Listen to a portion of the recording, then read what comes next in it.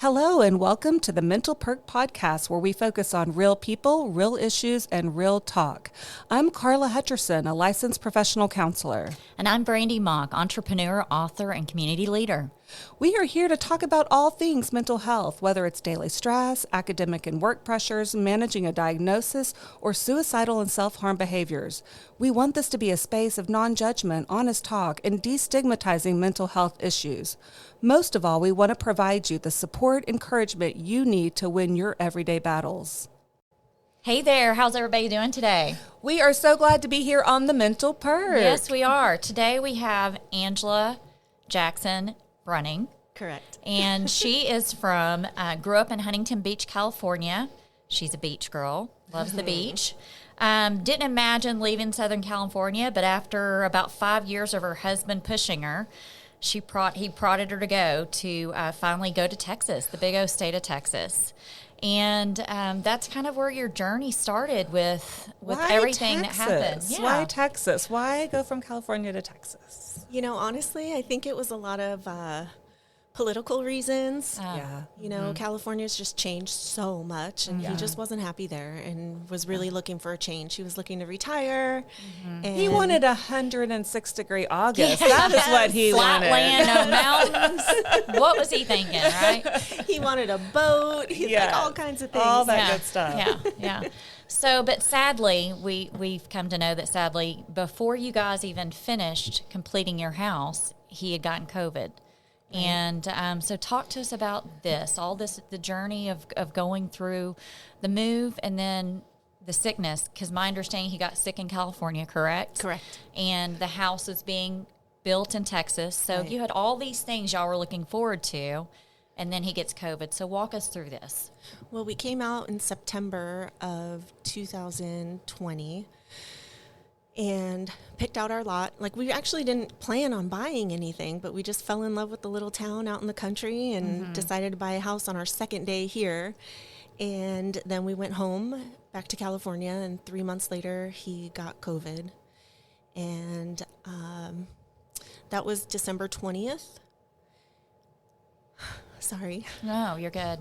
You're good. By December 30th, he was in the hospital, fighting for his life, and next thing we knew, fast forward 5.5 months later, he'd been on life support that entire time. Oh, he was on life support 5.5 months. Yes, ma'am, he was. Wow. Was he able to, did he know that you were there? Was he able to communicate in any way? Yeah. He was, the first month after he got put on the ventilator, he was in a coma, and then after that, we transferred him to another hospital where they put him on ECMO. And ECMO is a way of oxygenating his blood. And so most people only survive on ECMO for about 2 to 3 weeks, so they told us. But he made it 135 days on ECMO. Wow, he was a fighter. He was, absolutely. Wow. Absolutely. So what I do know is during COVID, a lot of spouses couldn't even be in the hospital with their loved one who was suffering. They had to stay outside. People would just call them. They would FaceTime. Yep. Were you able to be with him at all? The first 6 weeks, I was not. After that, they did allow me in. Actually, backing up to January 11th, they called and said, you need to come have an end-of-life visit with your husband. Oh, my gosh. So we all went rushing down to the hospital, and I was the only one that was allowed to go in with him.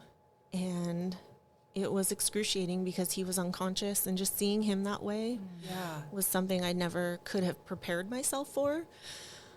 2 days later, that's when we transferred him to another hospital, and that's where he was put on ECMO. And shortly after that, I think it was about 2 or 3 weeks after that, he was pulled out of the coma, and he when he woke up, he actually didn't realize that we had moved him to a different hospital, and he didn't even know he was on ECMO. Oh, wow. Which was shocking because it's this giant cannula that goes into your jugular vein and down through your chest up into your heart, and it pulls all your blood out of your body, siphons it through this machine to oxygenate it and pull the carbon dioxide out of it, and then puts it back in through that same cannula. Yeah. And he had no idea that he was somewhere else. And it was about 6 weeks after that I asked him, do you know where you are? And he said, yeah, I'm in the hospital. Now, keep in mind, he wasn't able to speak, so I was reading his lips for all this time. And He said, yeah, I'm in the hospital. And I said, do you know which hospital? And he said, yeah, Hoag Hospital. Well, that was the first one he was at. He didn't even know that we had transferred him to another one. Didn't even realize it in the process. So why did y'all need to transfer him? So that he could go on ECMO. Okay. Yeah. Okay. The other hospital just didn't have the staff because the ECMO has to be monitored 24/7. Right. And it takes a team of medical professionals to run the machines and monitor the patients and do all the blood work. And I mean, it's just an insane process, and it takes a lot of time. So they just didn't have the staff to run it. Well, not only that, but you had ECMO. ECMO's used for a lot of transplant patients. Right. So you had COVID chaos, and then you had transplant patients that still needed that machinery, and then they had COVID patients that started needing to use it. And it's like you said, there's only certain hospitals that carry that kind of equipment. Right. So, And we actually searched all across the United States trying to get him transferred into a hospital. And it was through the power of social media and the power of prayer that we found a UCI. They had a bed that opened up, and we got him transferred there. And so he wasn't even very far from home. So I was able to go to the hospital every single day and be there with him throughout. I just was going to ask you, so he's in the hospital, he's got lots of caretakers there. How were you taking care of yourself during all of this? I wasn't at all. And I recognized that even at the time. I remember one day, I would always park on the very top of the parking structure so that I could walk up and down the stairs. And I didn't do that because I felt like I wanted to be fit or try to take care of myself. I was doing it out of principle because my husband couldn't walk. Husband couldn't even sit up in bed all on his own.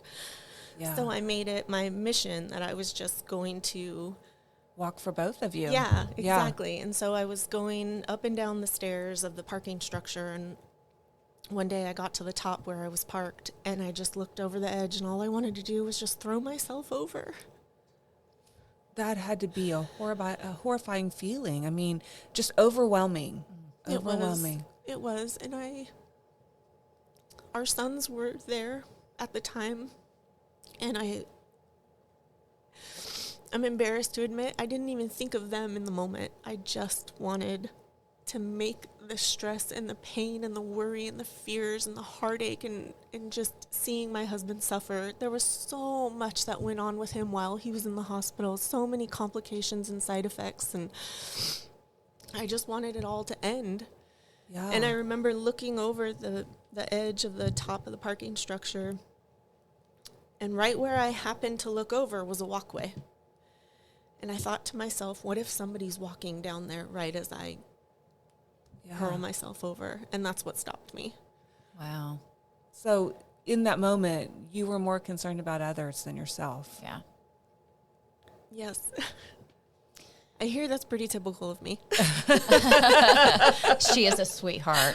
So talk about, though, let's back up. How long were you and your husband married? And I know you've got 2 children. Talk about your children real quick, and then let's go back into it. But you've got 2 boys that are grown right now. Yes. And how old are they? They are 20 and 25. Okay.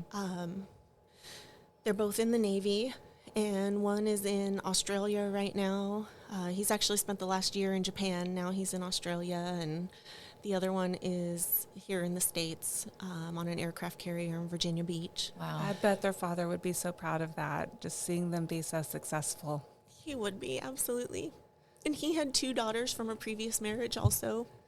So together we raised the 4 of them, and we had a long, fabulous, loving marriage together and created this life together. And So let's talk about the kids during this process. They're in the middle of COVID. You know, the whole world is turned upside down, and now their individual world is turned upside down because their father is going through something so horrible.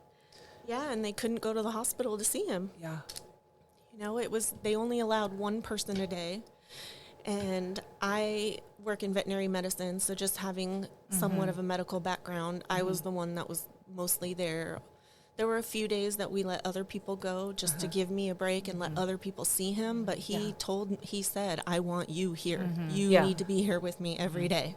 Yeah. And that was really challenging too, because then when I had to tell the family that, their feelings were hurt. And there was actually a little bit of animosity there. And I said, listen, I'm just doing what Dad wants. Yeah. I'm just relaying the message. Yes. And it was a lot on me too. I wanted to be there with him, but I didn't want to be at the hospital for 14 hours a day, every single day for 5 months. No, nobody would want that. No, that's not the kind of life that anybody could maintain.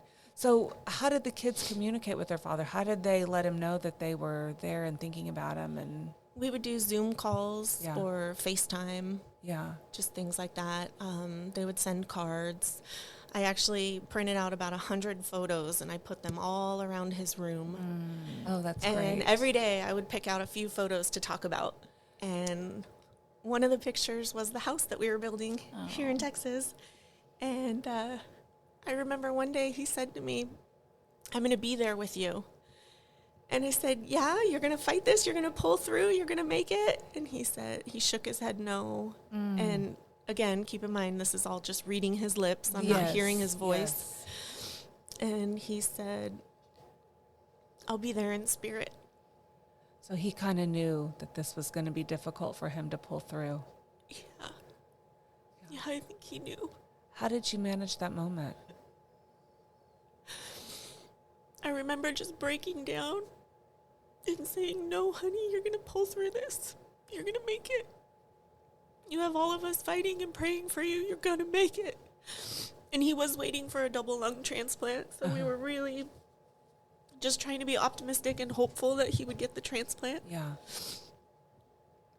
So you talk about a lot of the complications. Tell us about some of those complications you had to deal with. I mean, COVID was a beast, literally a beast that no one knew anything about. Yeah. And unfortunately, there was a lot of going through trial and error on how to treat these patients, what to do for them. Walk us through. I mean, at that time, being that you were the only one that could be in there, you're his biggest advocate. You've got to talk to these doctors. You've got to talk to the nurses. You got to make sure they're doing everything they can to take care of him. He can't communicate. He's out majority of the time.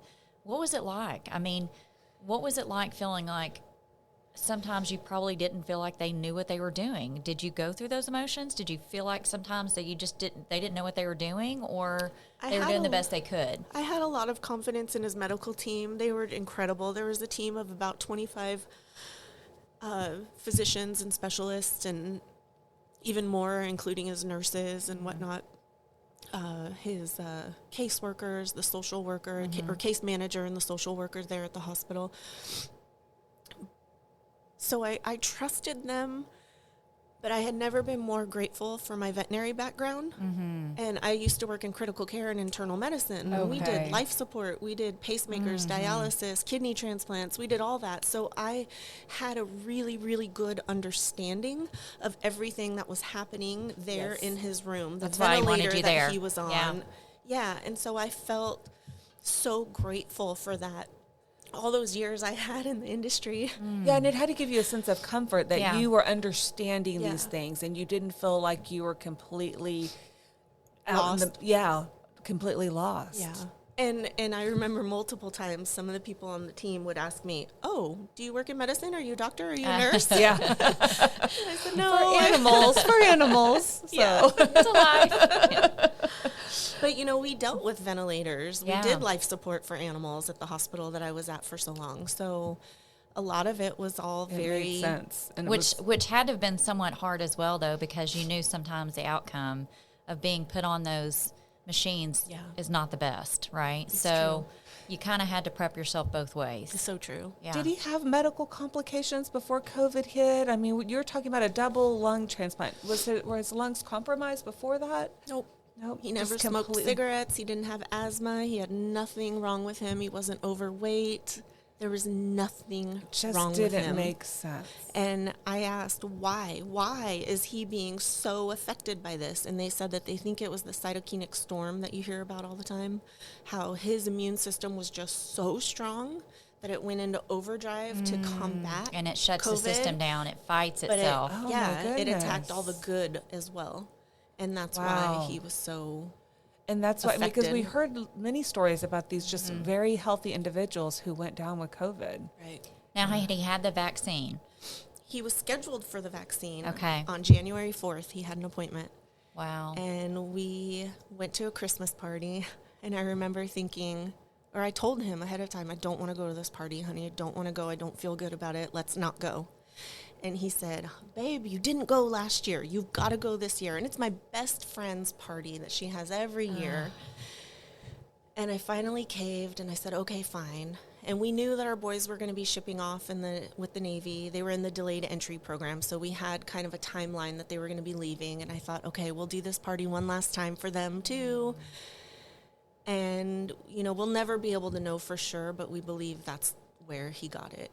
And actually, we all got sick. Yeah. Our 2 sons and myself and Dave. And Did y'all test positive for COVID? I actually tested negative. One of our sons tested negative. Dave and our other son tested positive. Okay. Really? And And we know those tests aren't always accurate either, so... Yeah. And it was... We all had such completely different symptoms, and really, everybody was worried about me. I was the most sick out of the 4 of us.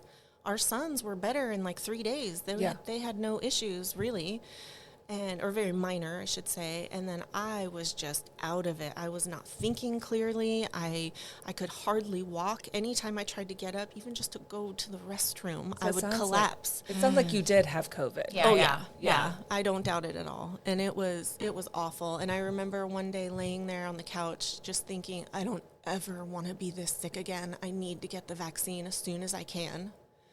And so Dave was scheduled for his vaccine on January 4th, but we got sick on party was December 18th. Our first symptoms started on December 20th. By December 22nd, that's when they were testing positive. And by December 30th, he was in the hospital. Now, did his symptoms come on super quickly, or were they just progressively to where he just wasn't getting better? Or He was up and down. Okay. He would have a good day and a bad day and a good day and a bad day. And so he just kept thinking like, Yeah. oh, today's a good day. I'll be fine tomorrow. Yeah. And then he'd have a bad day again, where I was just Bad all the time. the whole time. And I remember it was going to be our last Christmas in this home that we'd lived in for the last 24 years. And so we had our Christmas ham and our Christmas turkey. And we had to cancel the plans, obviously. But then when he started feeling better, one day he cooked the turkey. Oh. And then the next day he was down. And then the next day he was feeling good, so he cooked the ham. God love it. And I remember when he went to the hospital, I mean, this might sound so silly, but it was just such a vivid memory when he went to the hospital. And I opened the refrigerator to get some water, and I saw the ham and the turkey, and I thought, how? How is this man this sick? But he just cooked these. Yeah, I It's think something he was really trying to build Yeah. those traditions Yeah. and trying to make it okay. And Yeah. I think we find too that COVID did that to people. You get the did. fog brain, you get Yeah. I had it too. It's up and downs. It's like you think you're on that upward hill and then it just hits you again and it's exhausting. Yeah. So, well, take us up to the Yeah. moments where, you know, he's not doing well and Well, you knew that he wasn't going to make it. so for about 3 days prior, I had been encouraging him to go to the hospital. And he kept saying, no, honey, I'm fine. I'm fine. Like, this is just I'm a little off today, but I was good yesterday. I'll be good tomorrow. It's fine. And so I finally made a deal with him, and I said, listen, you need to go to the hospital. And our son was an EMT. And he had been working all these COVID cases for 2.5 years. wow. And never brought it home to us. So, you know, we didn't think that we were invincible, but we weren't as worried as we were in the beginning Right. because we'd made it all this time without getting it. And then when that night came and I said, you need to go to the hospital, and my son and I talked about it, and we figured, you know, late at night, the hospital gets worse, or the ER wait gets worse. He's not going to get seen right away. So I made him a deal, and I said, fine, you can stay home tonight, get some sleep, and let's see how you are in the morning. If you're not better, you're going to the hospital. So I woke up that morning, looked over at him. We were both sleeping on the couch. And his toes and his fingers and his lips, everything was gray and purple. And he was just panting. He was just breathing so shallow and so quickly. And I literally crawled up the stairs to our son And I woke him up and I said, I need you to take Dad to the hospital now. So my son jumped up, ran down. Dave couldn't even sit up on his own. He couldn't even get himself dressed. So we dressed him. We put him in the car. And I told my son, do not let him talk you out of turning around or talk you out of going, excuse me. I said, you take him to the hospital and you don't leave him until you get there. And so he did. And, of course, the hospital wouldn't let our son go in with him, even though they knew him. Yeah. Yes. Yeah. He took him straight to the ambulance Just bay so where hard. he always Oh, my goes. gosh. But they were like, you're not in uniform. You're not working right now. You can't come in with him. Wow. And so he had to leave him there. And he called me right away. And he said, Mom, I'm back in the car. I've got to go. They won't let me sit here with him. But I'm not leaving until they take him in the hospital. And then right then somebody came out, put him on oxygen, and took him away in a wheelchair. And then, a week later, that's when he was put on the ventilator. So we've talked about the ventilator and then the ECMO. And then how did y'all know that it was close to the end? Well, backing up, on January 7th, the day he got put on the ventilator, he sent me a text message. And it said, please know that I love you. I always have, I always will, and no matter what, I want you to continue with the plan. And that was, I knew he meant our plan with going to Texas and continue with building the house and whatnot. And I remember throwing my phone across the room like it was tainted. I thought, no, why is he saying this? And so I went and I picked up my phone and went back to it and I texted him back again. And it was so hard for him to speak just because he couldn't breathe. Yeah. And so that's why we were texting instead of phone calls. He said, they're taking me to ICU to put me on the ventilator right now. And I said, why hasn't anybody called me? Oh, my And he gosh. wrote back, I don't know. And right then my phone rang and it was the hospital calling to tell me that he was being put on the vent. And then I remember on January 13th, they called and said his only chance at survival is if we put him on ECMO. So I said, okay, let's do this. Yeah. I didn't even really know what was entailed with it. You were just But- like, if that's it, then Yeah, we're doing let's do it. Yeah. That was Yeah. his only chance at survival. And so they couldn't find a hospital to take him. And so I said, if I can find a hospital to take him, will that be acceptable? Or do you have to be in charge of that? And they said, no, if you can find someplace to take him, great. They're like, but that's only happened once before and it was for a firefighter. You probably won't find anybody. Well, we found a hospital. Yeah. I put it out on social media. We had everybody praying about it and posting and sharing and resharing. And we found him a bed. And that goes back to being the patient's biggest advocate. Yeah. You have to fight be. for these people You have to be. because And the it's not that the chaos, hospital doesn't want to No. help, but especially during this Their time, resources they are were limited. They were Yeah. very limited. Yeah. There was only so much they could do. Yeah. Yeah. And when we found that and got him transferred, it was about 9 hours later. He was at the new hospital, and they immediately did the cannula implantations with the cardiothoracic surgeon and had him on the ECMO. And they called me and said, okay, everything's going smoothly. He's doing well. He was still in a coma, but He's functioning. yeah. And then fast forward to about February. It was actually February 8th. I remember exactly a month from the day he got put on ventilator. And they said he needs to have the COVID vaccine in order to get the lung transplant. And I said, okay, well, he was scheduled to get the vaccine anyways. I know he wants it, but since he's, coherent at this point, you need to ask him. And at first he said no. And I remember walking over to him and I said, but honey, if you don't get the vaccine, you won't qualify for a lung transplant. No hospital would take him for a transplant if he wasn't vaccinated. So, question, I want to stop, Jared, because I'm trying Yeah. to take in. I'm trying to take I'm trying to that take too. in what you're telling me. Yep. You're telling me that your husband already had COVID, tested positive, been in the hospital for a hot minute, and they're telling you in order for him to get a transplant, he has to get the COVID shot. And we don't That's even know correct. that the COVID shots are Well, effective at that more point. effective. Right.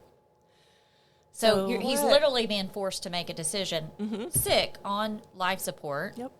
He's making a life-altering decision. And It it's like, what was- are you going to do? It was, Yeah. it changed our lives right there in that moment when he got the vaccine.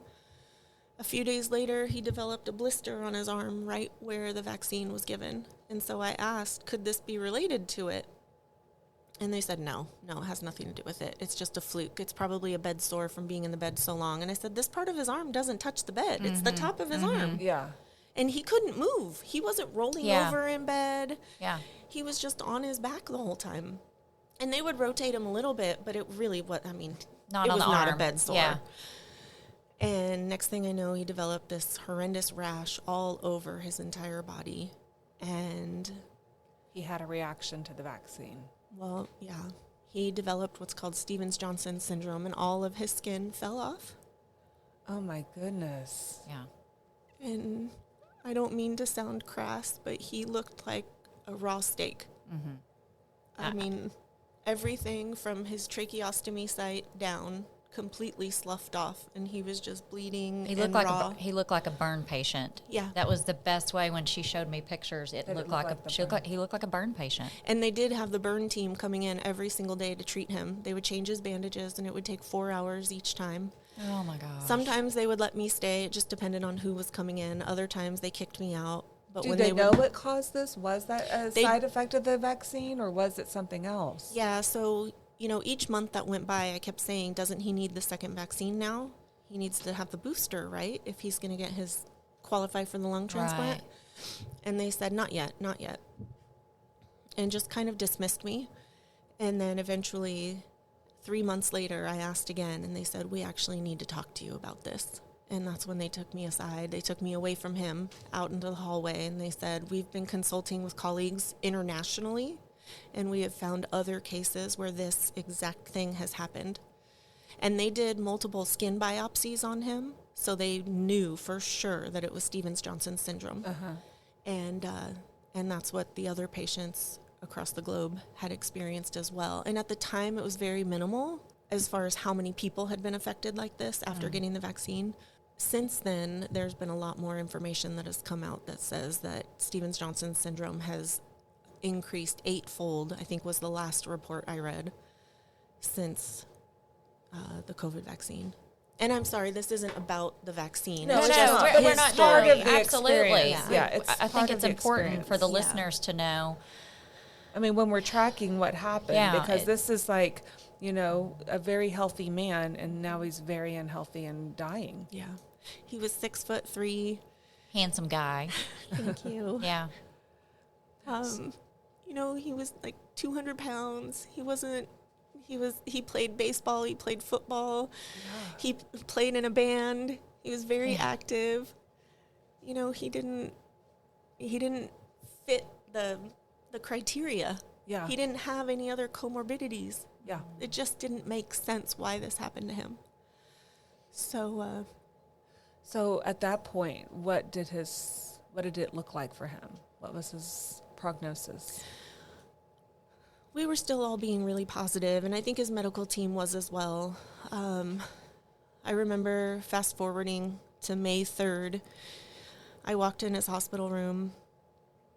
Well, I'm sorry, I should probably back up, because there was a couple of days where on his birthday, February 13th, I walked into his hospital room and his eyes were wide, and I said, wow, look at you, you're bright-eyed and bushy-tailed this morning. And I'm walking in because his birthday was February 13th, so I had Valentine's balloons and birthday balloons for him, and and I was like, look at you, you're bright-eyed and bushy-tailed.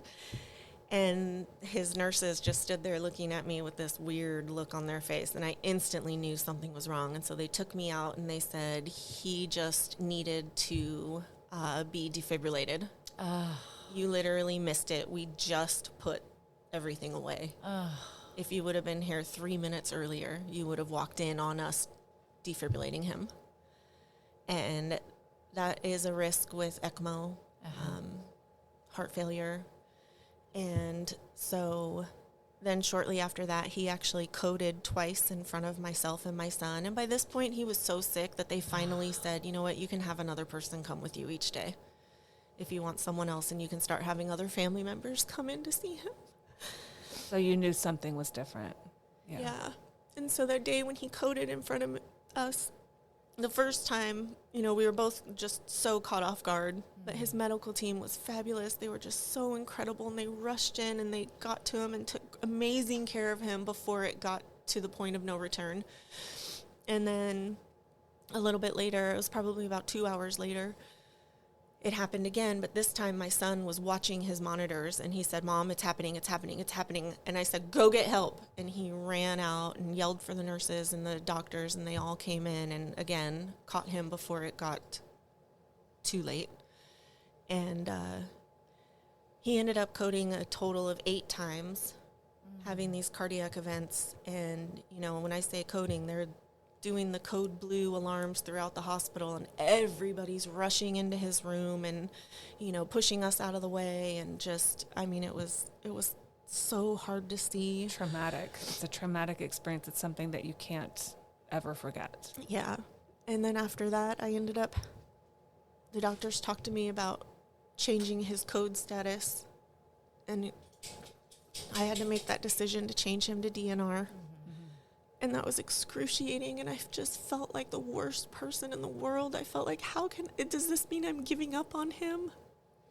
And it wasn't that. I know I wasn't giving up on him. It was just a matter of he wasn't going to survive going through CPR and all that's with that, especially with that cannula going into his heart. No, you were preventing the suffering. I was just trying to make the best decision I could at the time, and, you know, being realistic, but still being optimistic. And it was just so much, and I just never knew if any decision was right or wrong. And it was just so much turmoil. And at the same time, I was selling our home. Yeah, I can't imagine. And nobody knew we were selling our home. Our neighbors didn't know, our friends didn't know, our family didn't know. We were just keeping it all under the radar. And so that was excruciating too, just trying to maintain everyday life, the routine of life, but then my new routine, going to the hospital all the time, Right. and then being there for him and dealing with the doctors. And that brings me to the question of mental health. I mean, and I understand that it still affects you, this whole experience and this trauma that you're going through, and probably a post-traumatic stress disorder. Absolutely. Because I'm noticing you're here with your sweet service animals. They are the sweetest. Oh my gosh. But yeah, and in you know, when I was reading up on just these situations, the amount of mental health issues that follow for families in this situation, because it was such a different experience losing a loved one during COVID, right? Because you didn't get to grieve like normal people. You didn't get to say goodbye like normal people. You didn't get to have a memorial like normal people. Yeah. And so there's all these different things. And plus you're seeing your loved one just fade away right before your eyes. The trauma that goes with that. Tell us about your mental health issues. well, I knew early on that I shouldn't say I knew, but I assumed I had PTSD pretty early on because of the nightmares that I was having. I would hear the ventilator alarms going off. I would hear the ECMO alarms going off. I would be in the shower at home, and I knew there was no ECMO or ventilator in my room with me, but I would hear it, and I would just curl up in a ball and just cry in the shower. And I just couldn't, I felt like I couldn't function. I know that I was taking care of our pets, I was taking care of our home, I was doing everything that I needed to do, but I just felt like I was not fully functioning. It was like autopilot more than anything. Did the symptoms hit before he passed away? Yeah, Yeah. yeah, it did. When he actually passed away, he made the choice to turn his machines off. So he was able to consciously do that. Yeah, yeah. Did that help or did that make it harder? I thanked him for not making me have to make that decision. I was so thankful that I didn't have to do that, because I don't think anybody would have understood. Yeah. I think that his family would have been just seen me as the bad guy, or that I gave up on him, Yeah. and it wasn't that at all. You know, working in veterinary, I raise service dogs for people with disabilities. I try to do so many things for other people. And so one of my mottos, it was a quote I heard by a veterinarian, actually, and she said, "The choice to break our own hearts to save another from suffering is true compassion." I agree with that. And I remember the night that he said that he was ready to die, the doctors tried to talk him out of it. And I looked at them and I said that quote to them. And I said, "This is the ultimate gift of love, being able to take that pain so that he doesn't have to suffer anymore." 12 days before that, our oldest son shipped off for the Navy. Oh my goodness. So he didn't even know his dad had died. Our other son was there with us, and he shipped off 3 days later. Oh my goodness. I don't even know. So how. in 15 days, I lost all my guys. Yeah. I mean, I knew my sons would be back again, but it just felt like such a tremendous loss. Just everything, my entire world was completely turned upside down in that moment. Yeah. And it was 3 days after our 20th wedding anniversary. And I remember him telling me one day in the hospital that he would make it to our 20th. He promised me he would. And he did. Yeah, and the ironic thing is, too, the day that he made the choice was the day our house closed escrow. Wow. And he knew the house was closing escrow that day. Wow. And I really think he just hung on to make sure that we would be taken care of. Yeah. And that's Dave. That's how he was. He always worried about everybody else and took care of everybody and put them first. I will say, just going through all her pictures that she's got posted, she's really good. You're really good about journalizing your thoughts, which literally allows anybody that didn't know Dave, like I didn't know Dave, to embrace his personality. He was a hoot. He was. He was oh a hoot. My gosh, always so smiling, funny. playing, little jokes on people. He was a hoot. He and was so funny. Not knowing him and seeing her capture those moments. That's just amazing. I mean, he was. But what a gift! What a gift for you yeah. and your boys Yeah. and his daughters to be able to have that recollection of their father.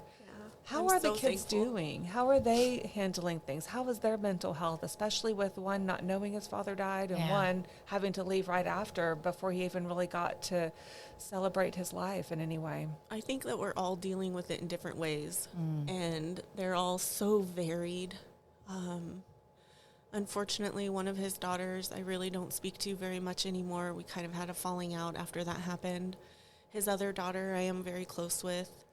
And she's strong, she's positive, she's just trying to get through each day. And of course she misses her dad like crazy. And then her sons are doing the same thing.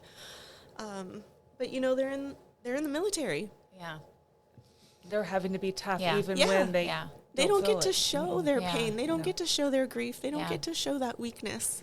Did the military do anything for them? Did they give them any kind of services to help process through that? They had a chaplain speak with them regularly for a little while, and that helped them. And then one of them looked into seeing a therapist, and then he ended up getting relocated to another base, so he never started with that therapist. I don't think he's done anything since then. So it seems like there's a lot of unprocessed grief here. Yeah, absolutely. And I've read that this is very common from the pandemic, that people have a lot of unprocessed grief. And what we know about grief is it will show up in other ways. Yep. Well, and our other son, he's been in Japan for the last year, and he's gotten 9 tattoos all on one leg. Oh, my goodness. And they're beautiful, they're amazing, but I never in a million years imagined him going that route. But I really believe, like, when I look back at what each tattoo is, I think it is his way of healing. He's processing the grief. Yeah. If you look at the images, they speak volumes. So, and he was very, very, very much like his dad. Yeah. Oh. And his dad was always just kind of let everything roll off his shoulders, just move on, tough it through. And that's what he's doing as well, just like his dad. The other one's more emotional like me, and he's the one that wanted to see the therapist. And well, good for you. I mean, but people process in different ways. There's no right or wrong to processing grief. Right. The main thing is you have to process it one way or the other, because it will come out. It won't let you not. Yeah, absolutely. And, before Dave died, he made a joke, and he said, just get more dogs. You'll be fine. And you do. And a cat or two. I was just like, did you really just say that? And I remember he sat there and he just giggled silently, of course, but his shoulders bounced up and down, and he just had this adorable little grin, and he was like, yep, that's what I said. And then he told me, get a golden, because I love golden retrievers. Yes. And he said, get a golden and name him Dave. That's my one request. Oh. And so I thought about it, and then when I moved here Well, prior to moving, I'd been raising service dogs for Canine Companions for Independence for almost 10 years. And so moving here, I didn't know that I wanted to continue raising. I thought there's just no way I can do this. My sons are gone. My husband is gone. I moved here with no friends, no family, no job, no church, nothing. We knew not a single soul here. And I moved here all on my own and thought, there is no way I can take on a service dog also. You have these puppies for 2 years and you train them on so many different things and socialize them, and it's so much work. And I just thought I couldn't do it. And then I thought, I can't not do it. Yeah. This is who I am. This is what I do. Did you find that it helped you process a little bit better? It was a little bit more peaceful for you to have that to keep your mind off of everything you just gone through? Yeah, absolutely. It's been a good distraction. But the really interesting thing was when the organization called me and asked me if I would raise a puppy for them. It was a golden retriever. Oh, I love that. And I thought, oh my goodness, what if his name is Dave? I can't say no. And you know, at the time, they didn't know which puppy it was from the litter that was going to come, and we didn't know the names yet. And then by the day before I was scheduled to pick a puppy up from the airport, they called me and said, his name is AJ. Well, my initials are AJ. Oh, my goodness. I love that. And I just felt like it was a sign from Dave. It was just he made that happen. Yeah. Did you ever get a Dave? Not yet. Not yet. It's only been a year. We just had the 1-year anniversary since he passed. But I will. There's a Dave in the future. There's a Dave in the future. He also told us all to get tattoos that said no regrets. No regrets. That like Twix commercial or Snickers commercial. Did you get the tattoos? Well, I got the tattoo, but I didn't spell it wrong. I had to spell it correctly. You know he's upstairs shaking his head again. I told you. Yeah. And one of our sons got it also. That was his very first tattoo that he got. And it was this. Did he spell it right? He spelled it correctly. I love it. But I remember when he said that, I was like, did you just say that? No regrets? And he's like, yeah, I did. That's awesome. He was cracking jokes all the way until the very end. Well, Angela, you are just precious. And thank you so much for sharing a very heartfelt story that I know is still very fresh and raw for you. But I think our audience can really grasp the devastation that you and your family are feeling, the loss that you're feeling. Is there anything that you would like to advocate for that on Dave's behalf, or a charity or an organization that you would like to highlight in his honor? Yeah, I mean, obviously, he never got the lung transplant. Yes. But we were going through everything for that to happen. So, you know, that's obviously near and dear to me. And then, of course, Canine Companions for Independence. Oh, yeah. That was his. Absolutely. He was so proud. You know, it's funny because he was a man of, even though he was funny and he did so many things, he was really a man of very few words. But that was one time that you would see him just light up, and he would talk about the organization and talk about the service dogs and what we did. And he was always so proud of me and say, look what my wife is doing with these dogs. So that was one thing that, you know, it meant so much to him, and it helped so many people, and it's helped me too in the process. These dogs, you know, they go on not only just to help the person that they get partnered with, but they help every single person they meet along the way. Absolutely. And I think it's something that's very valuable for your mental health and your healing, and you're dealing with your post-traumatic stress disorder. Are you also getting mental health care? Are you also seeing a therapist? Absolutely. Awesome. Because we really want to promote that for anyone out there who's dealing with a devastating loss, the importance of reaching out and getting that support. Yeah. When I first moved here to Texas, within the first week, I got online and found myself a grief support group. Good. And then I found a therapist, and then I found another therapist. So I've got 2 therapists that I work with regularly. Girl, you can't use enough therapists in this world. That's just right. saying. I alternate weeks. That's awesome. Well, Angela, again, thank you so much. We can't wait to hear what AJ does here in the next year or so. And we definitely want to keep up with you and your progress as you continue to deal with this very traumatic loss. Thank you for having me. I appreciate it. Thank you for telling your story. Thank you. Yeah. If you or anyone you know is struggling with mental health issues, please reach out to talk to someone you trust. Get connected to a mental health professional who can help you find ways to cope and ultimately feel better. If you are having suicidal or self-harm thoughts or thoughts of hurting another person, please go to the nearest ER, call 911, or contact the National Suicide Hotline at 988. Thank you for tuning in to Mental Perk. We hope our talk today highlighted real people working through real issues based on mental health. Our goal at Mental Perk is to make sure every one of you knows You're worthy. We're in this together.